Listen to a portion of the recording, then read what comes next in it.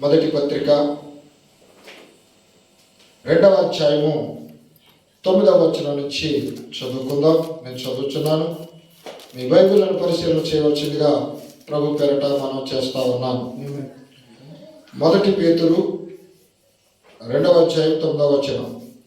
అయితే మీరు చీకటిలో నుండి ఆశ్చర్యకరమైన తన వెలుగులోనికి మిమ్మల్ని పిలిచిన వాని గుణాతిశయములను ప్రచురణ చేయు నిమిత్తము ఏర్పరచబడిన వంశమును, రాజులైన యాజక సమూహమును, పరిశుద్ధ జనమును, దేవుని సొత్తైన ప్రజలనై ఉన్నారు.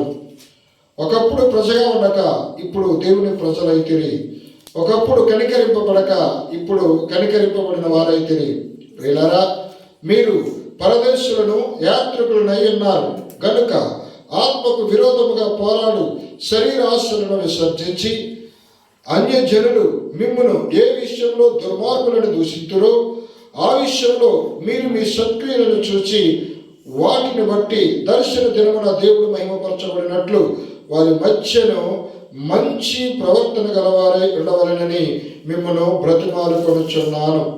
మనుషులు నియమించు ప్రతి కట్టడను ప్రభు నిమిత్తమై లోబడి ఉండుడి. ప్రార్థన చేసుకుందాం. పరిశుద్ధుడా, కృపగల తండ్రి, దయగలిగిన మా దేవానికి స్తోత్రం. నిన్న నేడు నిరంతరము ఏకరీతిగా ఉన్నవాడిని, ఆదిలోనే ఎంత మెరిగిన దేవుడు ప్రభు. వాక్యం నీది, వాక్యమునకు నిజమైన అనువాదం ఇచ్చేవాడు నీవే. ఓ ప్రభా, ఈ యొక్క రాత్రికాల సమయంలో ఓ ప్రభా నీ యొక్క ఆత్మను మాకు తోడుగా ఉంచి అయ్యా మీరే నాతో మాతో అందరితో మాట్లాడి ఇదిగో ప్రభా ఈ నూతన సంవత్సరం నూతన కాల ఆరాధనలో ప్రభు ఈ ఆత్మను అభిషేకం మాకు తోడుగా ఉంచి బలపరిచి స్థిరపరచమని యేసుక్రీస్తు నామమున అడుగుచున్నాం పరమ తండ్రి. ఆమేన్. కూర్చుందాం. పరిశ్రమంలో కూడి ఉన్న పరిశుద్ధులందరికీ ప్రభువును రక్షకుడైన యేసుక్రీస్తు నామం పేరిట వందనాలు చెల్లిస్తా ఉన్నాను. అందరికీ వందనాలు చెల్లిస్తా ఉన్నాను. ఈ యొక్క ఉదయకాల శుభములు కూడా తెలియజేస్తా ఉన్నాను. హల్లెలూయా, హల్లెలూయా. మంచిది. ప్రియులారా, మనం గమనించినట్లయితే ఇక్కడ కొన్ని విషయాలను మనం పరిశీలన చేద్దాం. ఇక్కడ చూడండి, చదువుకుందాం. పేతురు రాసిన మొదటి పత్రిక 2వ అధ్యాయం 9వ వచనం నుంచి. అయితే మీరు చీకటిలో నుండి ఆశ్చర్యకరమైన తన వెలుగులోనికి మిమ్మును పిలిచిన వారి గుణాతిశయములను ప్రచురణ చేయు నిమిత్తము. హల్లెలూయా, హల్లెలూయా. ఏం చెప్తున్నారండి ఇక్కడ? చీకటిలో నుండి ఆశ్చర్యకరమైన తన వెలుగులోనికి మిమ్మును పిలిచిన వాని గుణాతిశయములు. దేవునికి స్తోత్రం. ఎక్కడున్నారండి మనం అందరమును? ఎక్కడి నుండి పిలిచారు ఆయన? చీకటిలో నుండి. అయితే చీకటిలో నుండి దేవునికి మహిమ కలుగును గాక. ఆశ్చర్యకరమైన తన వెలుగులోనికి మిమ్మును పిలిచిన వాని. దేవునికి స్తోత్రం. హల్లెలూయా. చీకటి ఎక్కడుంది?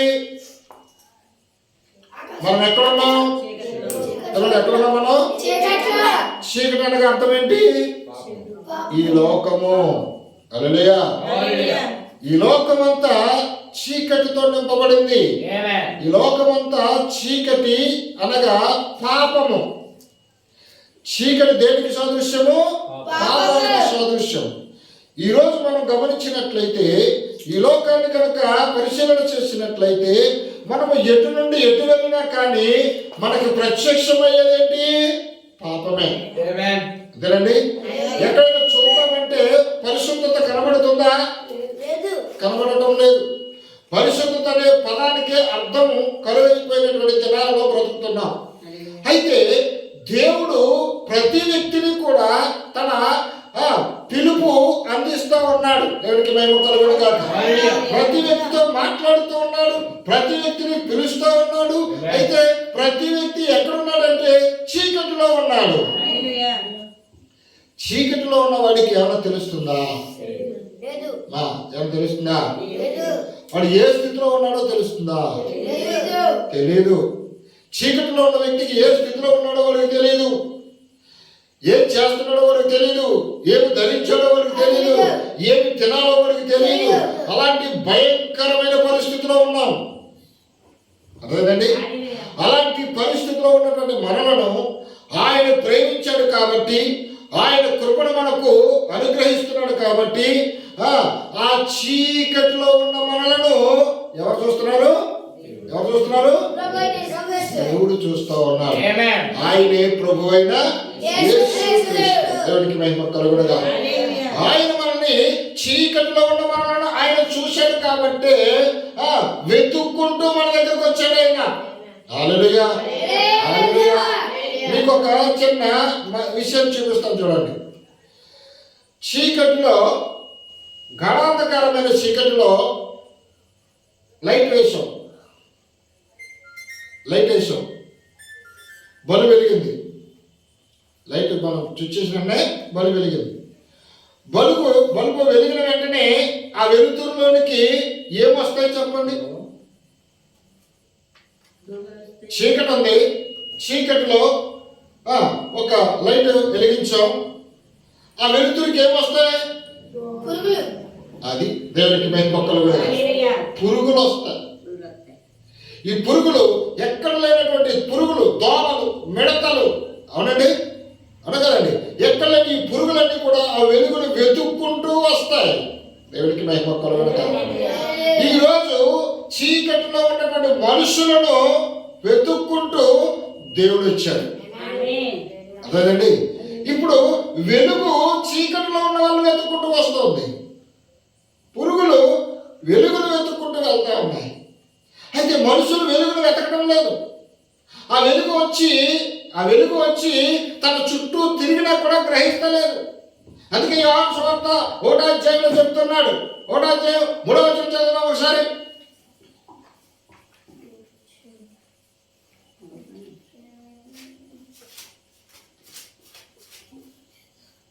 త్వరగా యోహాను సువార్త 1వ అధ్యాయం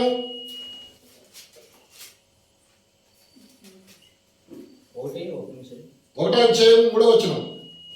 కలిగి ఉన్నదేనియు ఆయన లేకుండా కలగలేదు. ఆయనలో జీవముండెను. ఆ జీవము మనుషులకు వెలుగై ఉండెను. ఆ వెలుగు చీకటిలో ప్రకాశించుచున్నది గాని చీకటి దానిని గ్రహింపకుండెను. హల్లెలూయా, హల్లెలూయా. చూడండి, మనుషులందరూ ఎక్కడ ఉన్నారు? ఇప్పుడు చీకటిలో ఉన్నారు. వెలుగు చీకటిలో ఉన్న వాళ్ళ దగ్గరకు వెతుక్కుంటూ వస్తూ ఉంది. అయితే ఆ చీకటిలో ఉన్న మనుషులు వెలుగును గుర్తించటం లేదు. అయితే ఇప్పుడు ఒక ప్రశ్న వేస్తున్నాము. మొదటిగా దేవుణ్ణి మనము ప్రేమించామా, లేకపోతే మొదటిగా దేవుడే మనల్ని ప్రేమించాడా? దేవునికి స్తోత్రం, హల్లెలూయా. మనము దేవుణ్ణి ప్రేమించలేదు, దేవుడే మనల్ని ప్రేమించాడు. అదేనండి, దేవుడే మనల్ని ప్రేమించాడు కాబట్టి వెతుక్కుంటూ మన దగ్గరకు వచ్చాడు. అయితే దేవుడి యొక్క పిలుపు చీకటిలో ఉన్న వ్యక్తులను వెతుక్కుంటూ వచ్చి ఆయన పిలుస్తూ ఉన్నాడు. ఎందుకు పిలుస్తున్నాడు? అయితే చీకటిలో నుండి ఆశ్చర్యకరమైన తన వెలుగులోనికి మిమ్మల్ని పిలిచిన వాని గుణాతిశయములను హల్లెలూయా రాజుల చేయి నిమిత్తము ఏర్పరచబడిన వంశమును రాజులైన యాజక సమూహమును పరిశుద్ధ జనమును దేవుని శుద్ధమైన ప్రజలై ఉన్నారు. దేవునికి స్తోత్రం, హల్లెలూయా. ఎవరోటండి మనము? ఎందుకు పిలుస్తున్నాడండి మనల్ని? ఒకప్పుడు మనము ప్రజగా ఉండక, దేవునికి స్తోత్రం, హల్లెలూయా. ఇంకేం చెప్తున్నాడు? ఒకప్పుడు మనం ప్రజగా ఉండక ఏర్పరచబడిన వంశమును రాజులై యాజక సమూహమును పరిశుద్ధ జనమును దేవుని సొత్తైన ప్రజలనై ఉన్నారు. ఒకప్పుడు ప్రజగా ఉండగా ఇప్పుడు దేవుని ప్రజలైతిరి. ఒకప్పుడు కనికరింపబడక ఇప్పుడు కనికరింపబడైతిరి. దేవునికి స్తోత్రం. పాపములో ఉన్నప్పుడు మనల్ని ఎవరు కనికరించలేదు. చీకటిలో ఉన్నప్పుడు మనల్ని ఎవరిని కనికరించలేదు. అయితే ఆయన మనల్ని ప్రేమించాడు కాబట్టి ఆయన కనికరము మన మీద చూడడానికి ఆయనే దివిని విడిచి భూమికి వచ్చాడు. ఆ తేజవంతమైన కాంతిని మన మీద కుమ్మరించి ఇప్పుడు తన గుణ లక్షణాలు ఏమైతే ఉన్నాయో ఆ గుణ లక్షణాలను మనం ఏం చేయాలి? ప్రోచురణ చేయు నిమిత్తము. దేవుడికి మహిమ కలుగునుగా. ఇప్పుడు ఆయన ఏ లక్షణాలు కలిగి ఉన్నాడో ఆ లక్షణాలన్నింటినీ కూడా మొట్టమొదటిగా మనం ఏం చేయాలి? తెలుసుకోవడానికి ప్రయత్నం చేయాలి. ఎందుకు? ఒకప్పుడు చీకటిలో ఉన్నాం కాబట్టి ఆ లక్షణాలు మనకు తెలియదు. ఇప్పుడు ఆ చీకటిలో ఉన్న మనలను తన వెలుగులోనికి పిలుచుకున్నాడు. ఇప్పుడు మనం ఎక్కడికి వచ్చాం? వెలుగులోనికి వచ్చాం. వెలుగులోనికి వచ్చిన తర్వాత కనబడతా లేదా? ప్రతిదీ తేటగా కనబడుతుందా లేదా? ఆయన చూపించిన దయ కనబడుతుందా లేదా? ఆయన చూపించిన జాలి కనబడుతుందా లేదా?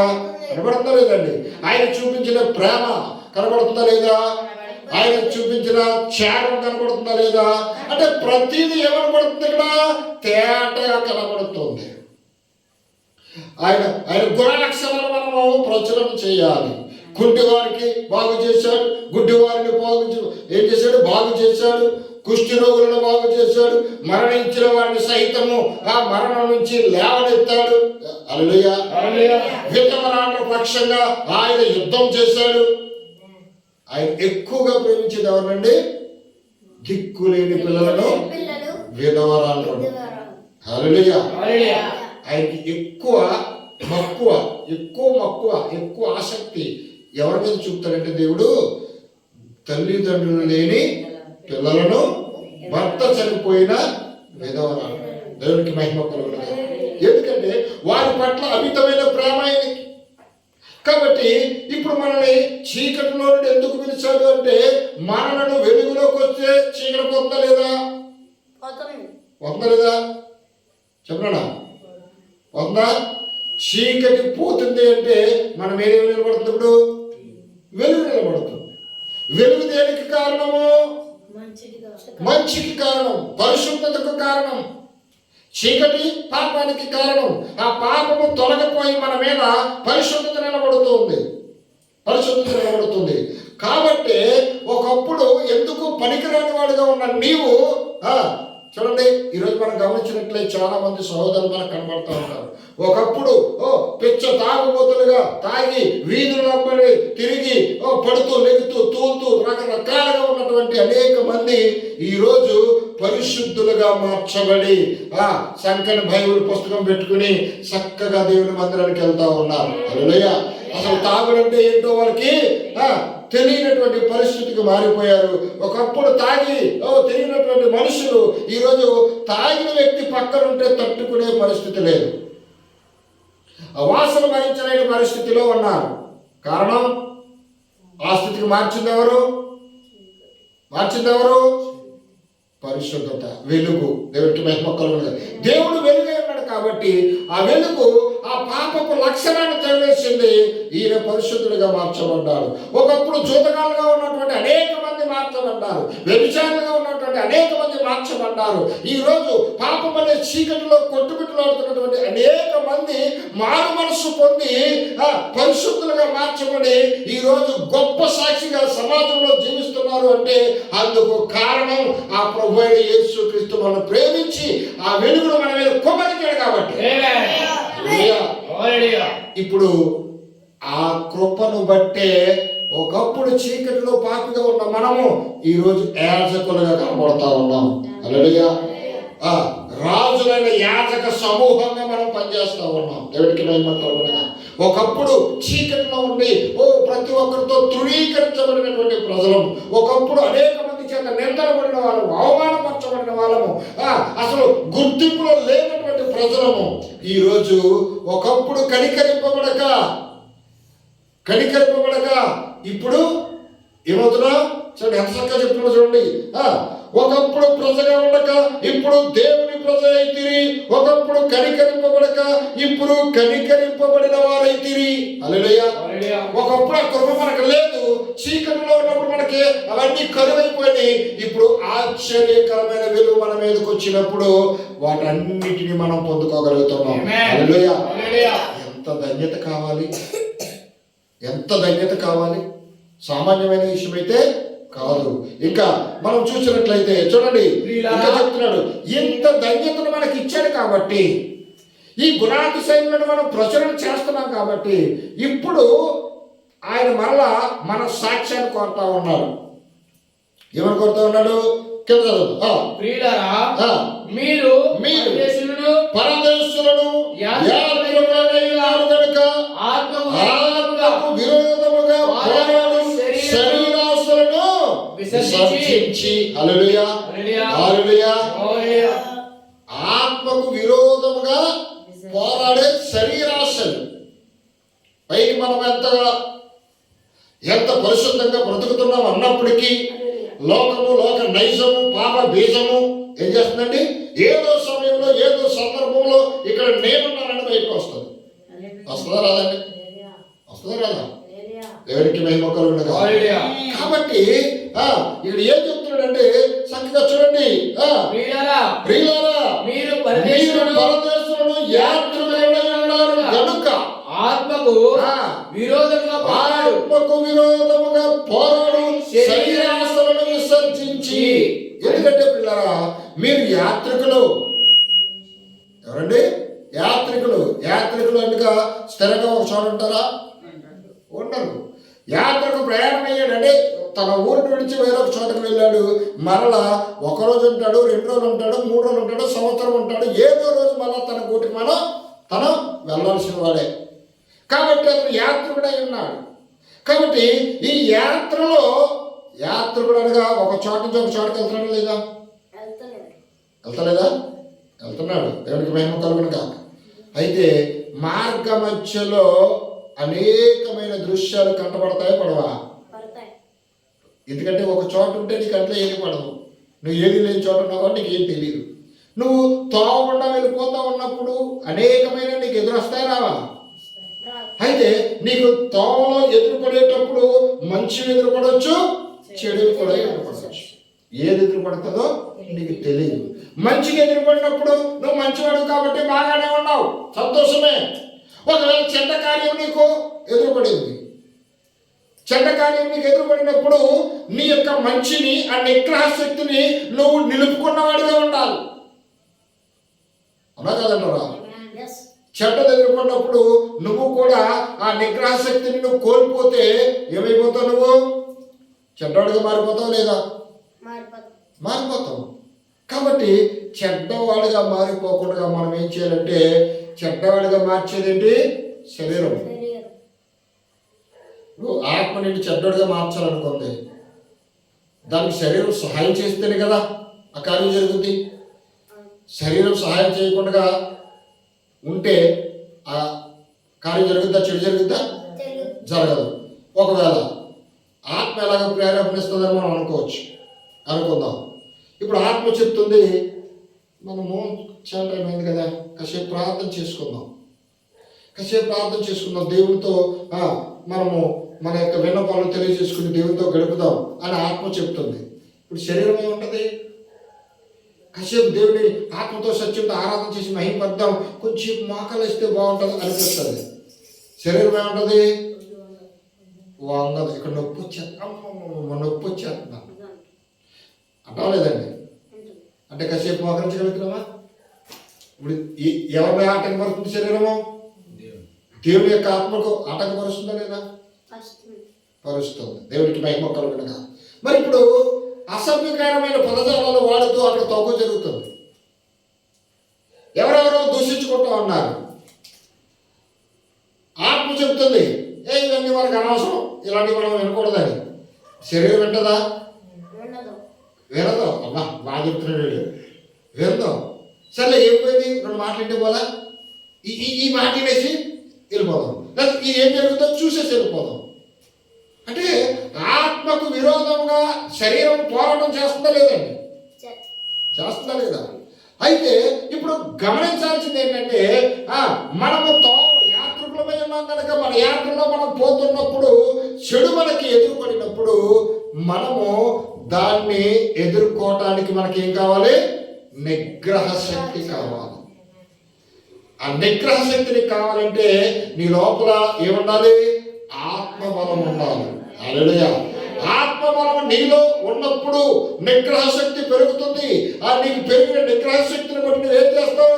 దేన్నైనా ఇది చెడు అని నీకు తెలిసినప్పుడు, ఇది చీకటి అని నీకు తెలిసినప్పుడు, ఇది పాపం అని నీకు తెలిసినప్పుడు దాని నుంచి సులువుగా తప్పించుకుంటాం. హల్లెలూయా. తప్పించుకోవడానికి ప్రయత్నం చేస్తావు.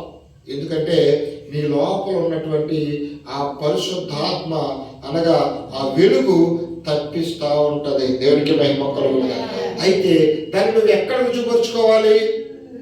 ఎక్కడ రుజుపరుచుకోవాలి చెప్తున్నాడు కింద. చూడండి, ముగించుకుందాం. కింద చూడండి. అన్యజనులు మిమ్మును ఏ విషయంలో, బాగా విన్నారమ్మా, అన్యజనులు మిమ్మును ఏ విషయంలో దుర్మార్గులను దూషించురో ఆ విషయంలోనే వారు మీ సత్క్రియలను చూసి వాటిని బట్టి దర్శన దినమున దేవుని మహిమపరచునట్లు వారి మధ్య మంచి ప్రవర్తన గలవారై ఉండవలెనని మిమ్మును బ్రతిమాలుకొనుచున్నాను. హల్లెలూయా. హల్లెలూయా. నీవు అన్యుడిగా ఉన్నప్పుడు, నీవు కూడా రకరకాలమైనటువంటి పరిస్థితుల్లో వ్యసనాలలో జీవిస్తున్నప్పుడు, నువ్వు మంచివాడు కాదని నిన్ను దూషించిన వాళ్ళు చాలా మంది ఉంటారా? ఉండరా? ఉంటారు. ఎందుకు? నువ్వు మంచి జీవితము జీవించలేదు కాబట్టి. అయితే కొంతకాలమైన తర్వాత అదే అన్యజనుల మధ్యన నివాసం చేస్తూ అది తప్పని తెలుసుకుని దానిని విడిచిపెట్టి యేసుక్రీస్తు దేవుడిని అంగీకరించినటువంటి నీవు అదే జనుల మధ్య ఒకప్పుడు అన్యుడిగా ఉన్నావు, ఇప్పుడు క్రైస్తవుడిగా మార్చబడిన నీవు మరలా అన్యత్వంలో ఉన్నట్లుగానే నువ్వు జీవిస్తే నీ సాక్ష్యం ఏమవుతుంది? ఇక్కడ ఉందా లేదా? ఇక అప్పుడు నువ్వు దేవుడు నమ్ముకునేంటి, నమ్ముకోకపోతావేంటి? నువ్వు దేవుడు నమ్ముకున్నాను అనుకోవడం వాళ్ళకి ఏమైనా కలిసి వచ్చిందా? ఏమీ లేదు, ఏమీ లేదు. చంద్రబాబుకు బాగా అర్థమవుతుంది ఈరోజు.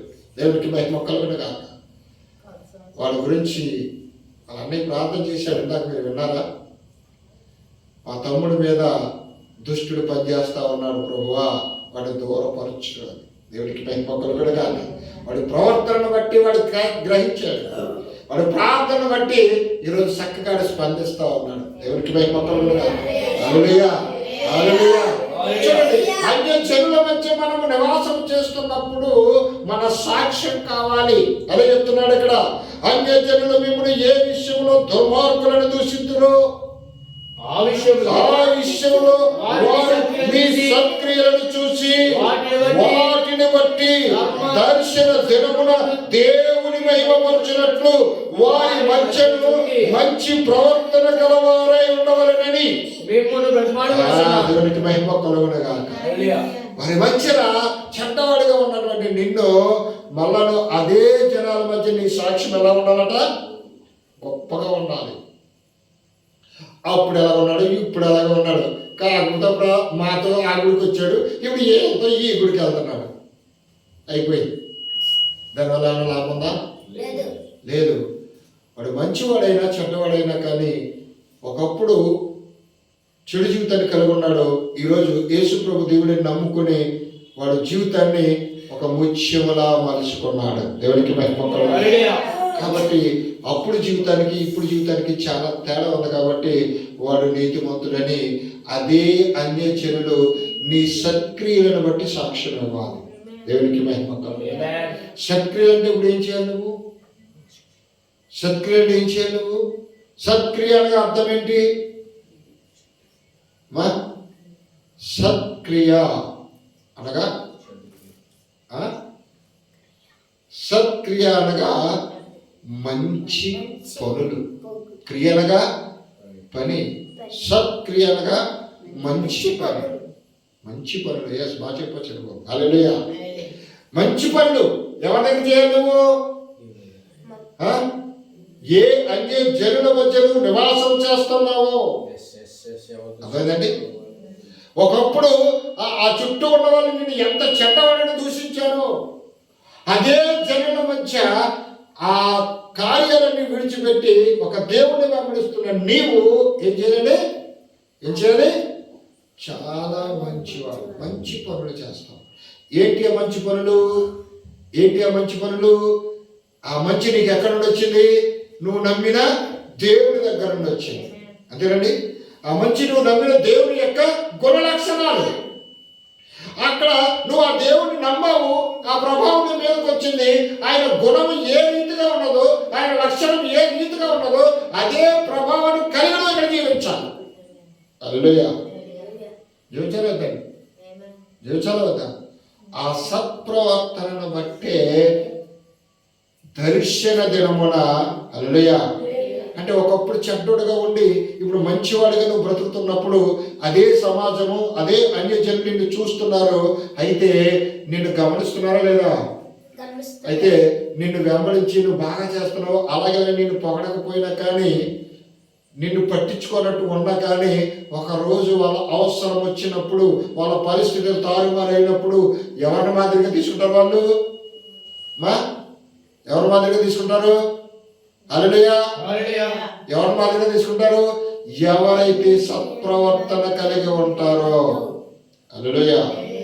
ఎవరైతే సత్ప్రవర్తన కలిగి ఉంటారో వాళ్ళను ఒక మాదిరిగా తీసుకుంటారు ఆ దర్శన దినమున. హల్లెలూయా. దేవుడు దర్శించే దినము వచ్చినప్పుడు వాళ్ళు కూడా నిన్ను బట్టి ఏం చేస్తారు? మారు మనసు పొందుతారు. దేవునికి మహిమ కలుగును. అదే చెప్తున్నాడు చూడండి. అన్యజనులు మిమ్మల్ని ఏ విషయంలో దుర్మార్గులను దూషించారో ఆ విషయంలో వారు మీ సత్క్రియలను చూసి వాటిని బట్టి దర్శన దినమున దేవుని మహిమపరచునట్లు. దర్శన దినమున దేవుని వాళ్ళు ఏం చేస్తారు? ఇప్పుడు మహిమపరుస్తారు. దేవునికి దేవుని మహిమపరచునట్లు ఏం చెప్తున్నాడు? వారి మధ్య మంచి ప్రవర్తన గలవారై ఉండవలేము. హల్లెలూయా. ఇప్పుడు ఇతరులకు మార్పు కలిగించేది ఏంటి? ఇప్పుడు మంచి ప్రవర్తన, అదే సత్క్రియ. దేవునికి మహిమ కలుగును. ఎక్కడి నుండి వస్తుంది? యేసుక్రీస్తు గుణ లక్షణాల్లో నుంచి వచ్చింది. అంటే గుణ లక్షణాలు అంటే ఆయన స్వభావం. అదేనండి, యేసుక్రీస్తు దేవుడిని నమ్ముకున్నటువంటి మనము ఆయన జీవితాన్ని అణువణువున అన్వేషణ చేయాలి. ఆయన అడుగడుగును మనం పరిశీలన చేసి ఆయన ఏ విధంగా జీవించాడో, ఏ విధంగా మాట్లాడాడో, ఏ విధంగా ప్రవర్తించాడో వాటన్నిటినీ మన జీవితంలో కూడా నెరవేర్చడానికి మనం ఏం చేయాలి? ప్రయత్నం చేయాలి. అప్పుడే మన జీవితానికి ఒక అర్థం ఉంటుంది. అయితే ఇంకొక మాట చూద్దాం, చూడండి. లేవీకాండము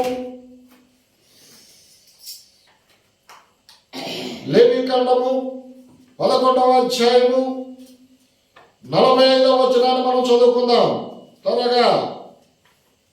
నేను మీకు దేవుడై ఉండుటగా, చూడండి, నేను మీకు దేవుడినై ఉండుటకు ఐగుప్తు దేశములో నుండి మిమ్మల్ని రప్పించిన యెహోవాను నేను.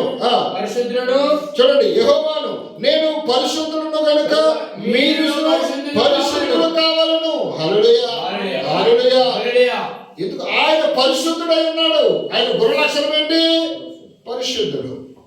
ఇప్పుడు ఎవరు పరిశుద్ధులుగా ఉండాలనుకుంటున్నాడు? మనలను కూడా. హల్లెలూయా.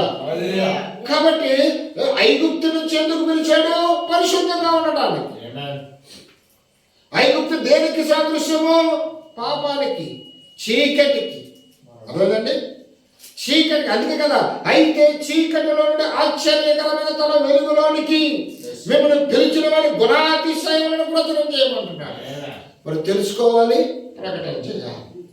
తెలుసుకోకుండా నువ్వు ఏమన్నా చెప్పగలవా? చెప్పలేదు. అందుకే తెలుసుకోవాలంటే కొన్ని మార్గాలు. ఏం చేయాలి?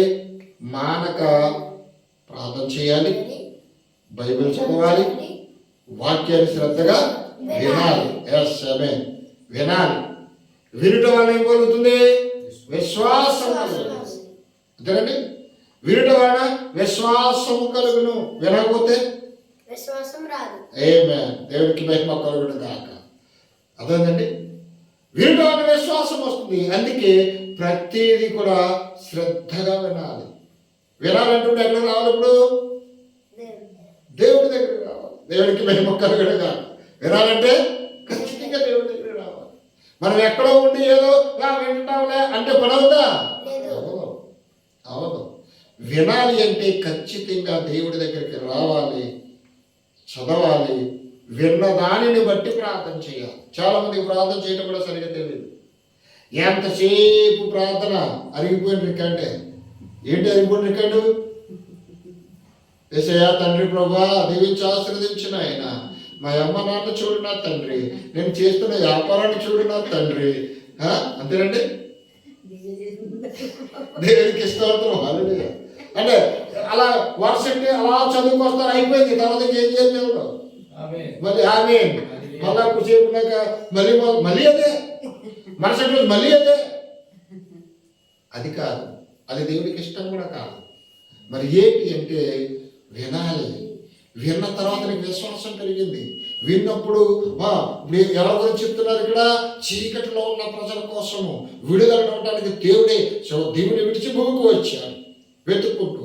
ప్రభువా, ఓ అల్పులము అయోగ్యులమైన మా కొరకు, చీకటిలో ఉన్న మా కొరకు నీవే దిగి వచ్చి నీ వెలుగును మాకు ఇచ్చావంటే ఎంత గొప్ప ధన్యత నాయన అని నువ్వు వినినటువంటి వాక్యాన్ని బట్టి ఎప్పుడు అదే మాట వస్తుందా? చరిత్రంతా వస్తుంది కదా, మోషే గురించి వస్తుంది. ఇదిగో ఇప్పుడు ఏం చదువు? ఐగుప్తులో నుంచి మిమ్మల్ని ఎందుకు పిలిచాను? నేను పరిశుద్ధుడు కాబట్టి నువ్వు పరిశుద్ధుడిగా ఉండాలని చెప్తా ఉన్నాను. నువ్వు పరిశుద్ధుడు కాబట్టి నేను పరిశుద్ధుడిగా ఉండాలని ఐగుప్తు దేశం నుంచి మా పితరులను విడిపించావు, ఈ లోకానికి మమ్మల్ని కూడా విడిపిస్తున్నావు. ప్రభువా నీకు స్తోత్రాలు. ఎందుకు? వినాలి కాదు, వినటం వల్ల విశ్వాసం కలుగుతుంది. చూసారు ఎంత మెడలో సాక్ష్యం చెప్పారు, సాక్ష్యంతో పాటు వాక్యం కూడా చెప్పేశారు వీళ్ళందరూ. ఏంటి? ఆదాము పక్కటేనుకుని తీసి అవ్వను తీసినప్పుడు ఆదాము చూస్తానే ఉన్నాడు. అవ్వ చెప్తున్నాడు, తిమోతి చెప్తున్నాడు. దేవుడికి మహిమ కలుగుతుంది. అది నాకు బాగా అర్థమయ్యింది. అదేదా వీడంటాడు తినొద్దన్న పండు తినడం వల్ల అవ రక్తము నేలను తాకింది, దానితో పాపం వచ్చింది, పిచ్చి పక్కలన్నీ వచ్చేసాయి. అర్థమైంది కాబట్టి కదా. అర్థం అవ్వకపోతే ఇవన్నీ గుర్తుంటాయా? ఉండవు. అందుకే అర్థమయ్యేలాగా మనము ఇక్కడ వినాలి అంటే శ్రద్ధగా వినాలి. ఏదో అనాలోచితంగా ఉండటం వల్ల మనకేమీ ఉపయోగం లేదు. కానీ ఇక్కడికి వచ్చి ఇంకొక విషయం తెలుసా? భూ ప్రపంచం మీద అత్యంత శ్రేష్టమైన స్థలం అంటూ ఉందంటే అది దేవుని సన్నిధి. హల్లెలూయా. ఎందుకంటే అంత శ్రేష్టమైనది. ఎందుకంటే ఈ దేవుని సన్నిధికి వస్తే ఏం పోతుంది? చీకటి పోతుంది. చీకటగా పాపం తొలగించుకోవటానికి, పాపాన్ని విడిపించడానికి, పాపాన్ని జయించడానికి అవసరమైన మాటలు దేవుడు మాట్లాడతాడు. హల్లెలూయా. కాబట్టి అవి శ్రద్ధగా ఉంటే ఆ ఆశీర్వాదము, ఆ అభిషేకము, ఆ ఆత్మ ప్రభావము మనలో పనిచేస్తుందా? చేయదా? చేయదా? చేయాలి. అప్పుడే మన జీవితంలో మార్పులు మొదలవుతాయి. అది ఆత్మ మన మీద పని చేయనంత వరకు మన జీవితంలో ఏ విధమైన మార్పు రాదు. కాబట్టి మన జీవితంలో దేవుని యొక్క ఆత్మ పని చేయనట్లు మనం ఏం చేయాలి? దేవుడు ఏం చేస్తా ఉన్నాడు? నేను పరిశుద్ధుడిని కనుక మీరును పరిశుద్ధులుగా ఉండండి అని తెలవిస్తా ఉన్నాడు. మరొక మాట చదువుకుందాం. దేవుడికి మహిమ కలుగునుగా. హల్లెలూయా, హల్లెలూయా. చూడండి, లేవి కాండము 20వ అధ్యాయము 26వ వచనం.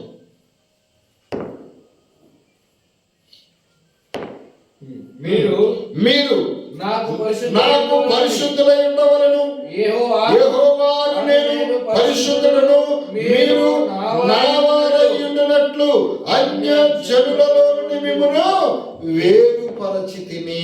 హల్లెలూయా. నేను పరిశుద్ధుడు కాబట్టి మీరు పరిశుద్ధులై ఉండలాగా ఎక్కడి నుంచి వేరు చేశాడు మనల్ని? అన్యజనుల మధ్య నుంచి. అంతేనండి. అందుకోసమే కదా అన్యజనుల మధ్య నుంచి మనల్ని వేరు చేశాడు. కాబట్టి అదే అన్యజనుల మధ్య నీ ప్రవర్తన సరిగా ఉండాలని చెప్తున్నాడు. అర్థమైందండి? మనం ఎక్కడి నుంచి అయితే బయటకు వచ్చామో అక్కడ మన గొప్పతనాన్ని చూపించకపోతే నీకు వచ్చి లాభం ఏంటి? కాబట్టి ప్రతి విషయాన్ని మనం గమనించాలి. ఇంకొక మాట చూసుకుందాం. దేవుడికి మహిమ కలుగును గాక. హెబ్రీయులకు రాసిన పత్రిక 12:14 వచ్చాను.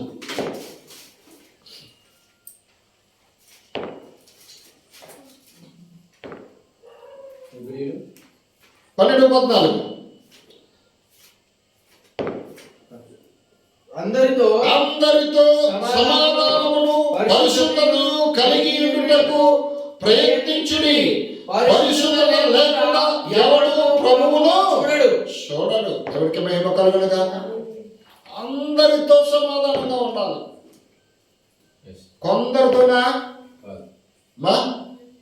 కొందరితో సమాధానం ఉండాలా? అందరితో సమాధానంగా ఉండాలి.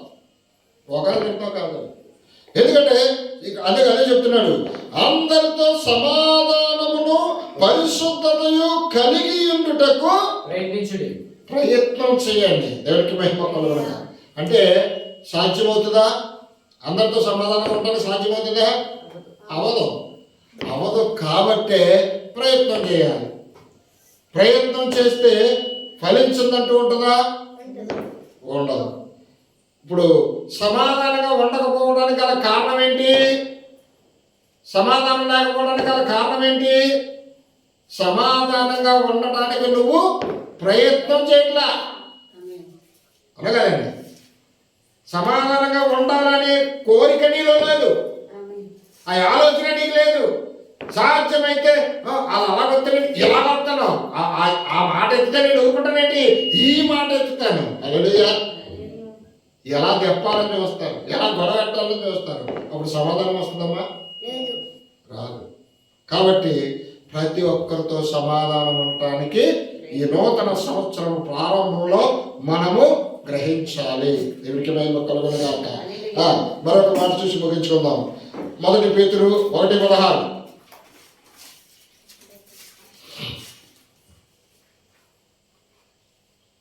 1 పేతురు 1:16 కాగా 1:16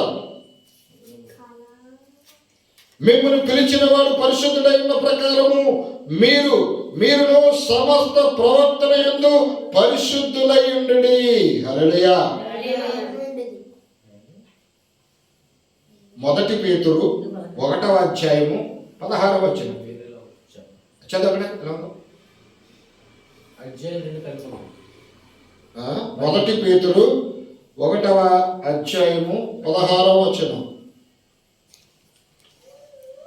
16 మీరు పరిశుద్ధులై ఉండుడని వ్రాయబడి ఉన్నది. కాగా మీరు అవిధేయులకు పిల్లలు, మీ పూర్వపు అజ్ఞాన దశలో మీరుండిన ఆశలను అనుసరించి ప్రవర్తింపక మిమ్మల్ని పిలిచిన వాడు పరిశుద్ధులై ఉన్న ప్రకారము మీరు సమస్త ప్రవర్తన యందు పరిశుద్ధులై ఉండుడి. మిమ్మల్ని పిలిచిన వాడు పరిశుద్ధుడైన ప్రకారము అంటే షార్ట్ కట్లో ఇక్కడ వచ్చింది. ఓకే, ఎవరికి మహిమ కలుగును. కాబట్టి మనం దేవుడు ఏ ఉద్దేశంతో మనల్ని పిలిచాడో, ఏ ఉద్దేశంతో ఈ నూతన సంవత్సరాన్ని మనకు అనుగ్రహించాడో, కాబట్టి దాన్ని గ్రహించి గమనించి మనం ఏం చేయాలండి? ముందుకు వెళ్ళాలి. దేవుడికి మహిమ కలుగును. ఆ విధంగా మనం ముందుకు వెళ్ళకపోతే ఈ సంవత్సరంలో మనము అభివృద్ధిని కోల్పోతాం. అయితే అభివృద్ధి మనకు రావాలి అంటే ఏం కావాలి? మనకి ముందు మనం చీకట్లో ఉన్నామని తెలుసుకోవాలి. ఆ చీకటిని తొలగించి మనల్ని అభివృద్ధిలోకి తీసుకురావడానికి వెలుగు వచ్చిందని మనం గ్రహించాలి. ఆ వెలుగు మన మీద ఉన్నదని మనం గ్రహించాలి. మనం ఆ వెలుగు సంబంధం మనం గ్రహించాలి. కాబట్టి ఆ వెలుగు కారణమైనటువంటి గుణాతిశయములు తెలుసుకోవాలి. దాన్ని మనము ప్రచురణ చేయాలి. అది ఎక్కడి నుంచి అయితే వచ్చామో అక్కడ వారి వద్ద మన సాక్ష్యాన్ని చూపించాలి. అన్ని జనుల మధ్య కదా మనం వచ్చాం. మళ్ళీ అదే అన్ని జనుల మధ్య మనం బ్రతికి మన క్రియలను ప్రవర్తన చూపించలేదా? చూపించాలి. ఎందుకంటే ఆయన పరిశుద్ధుడు కాబట్టి మనం పరిశుద్ధులుగా ఉండాలని కోరుకుంటున్నాను. అర్థమైందా? కాబట్టి అందుకే ఇక మీద మనం ఏం చేయాలండి? చిన్నబాబు కొత్త సంవత్సరం 26లోకి వచ్చేసాం. అర్థమైందా? అసలు అల్లరి చేయకూడదు. ఎవరో పిల్లలు బాగా వాక్యం వినాలి. ఆ విన్న వాక్యాన్ని అడిగిన వెంటనే చెప్పాలి, మీ పక్కలకు కూడా చెప్పాలి. బాగా ప్రార్థన చేసి నేర్చుకుని మంచిగా దేవుని యొక్క ఆశీర్వాదాన్ని పొందుకుంటే మీకు చదువులో మంచి జ్ఞానం ఇస్తాడు దేవుడు, మంచి మార్కులు ఇస్తాడు దేవుడు. అదేనా? మంచి ప్రార్థన ఇస్తాడు దేవుడు, మంచి పాటలు ఇస్తాడు దేవుడు, మంచి వాక్యం ఇస్తాడు. అంతకన్నా ఏం కావాలన్నా మనకి, అవునా కదా? కాబట్టి ఇక మీదట అందరం కూడా ఆ పరిశుద్ధతను కలిగి మనం ముందుకు వెళదాం. దేవుడు ఈ మాటలో దీవించును గాక. దేవునికి స్తోత్రం. హల్లెలూయా.